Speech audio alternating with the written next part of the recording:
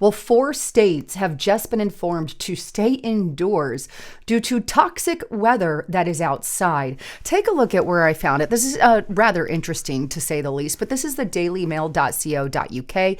Americans across 4 U.S. states told to stay indoors due to lung-damaging toxins that are filling the air. Now, this was published as of this morning, February 9th, but it says hundreds of thousands of Americans across 4 states are waking up to a dire warning to stay indoors as the air outside has become hazardous to breathe.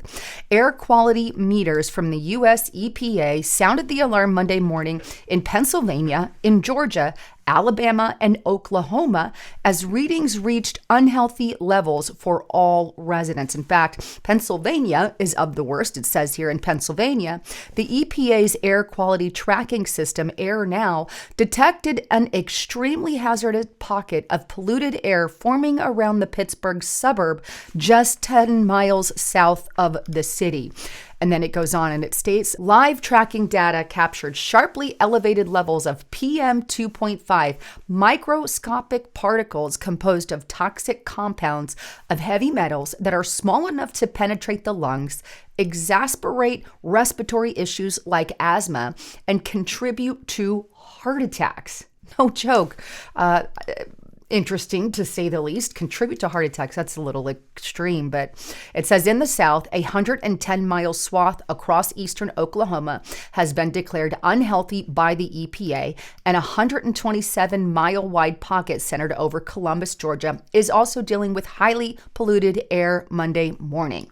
The increased levels have been tied to recent wildfire smoke, exacerbating a condition called stagnant air, where little to no wind and high atmospheric pressure trap pollution near ground levels. Now, the actual numbers here in Glassport, Pennsylvania, the air quality index is at 192, while readings in Oklahoma, Georgia, and Alabama exceeded 150. To give you an idea of the 192 and all of that, this is the one, sorry, wrong screen there, but that was some ad. Here's the air quality index, and the red one is where Oklahoma and Georgia, and I think Alabama was the other one. Oklahoma, Georgia, and Alabama. And, this isn't uncommon, to say the least, being over 150. We've had these alerts before. It's not nothing to panic over. If you're sensitive to certain things like asthma, I think that should be considered. But Pennsylvania is borderline, the purple, they're at 192, fairly close to that 201. But that would increase health effects on everyone. Basically, that would impact everyone. Now, the next one here, the hazardous moon, 300 and higher, basically anything over 300. This is where everybody is impacted in some way, shape, or form. And health warnings on emergency conditions. Have we hit this before? Yeah, I believe about 40 or so times we have been at that level. New York being one of those in the past. And this is on the New York Times. What happens when air quality indexes surpass 500? And here, this is an article that was put out on 2023.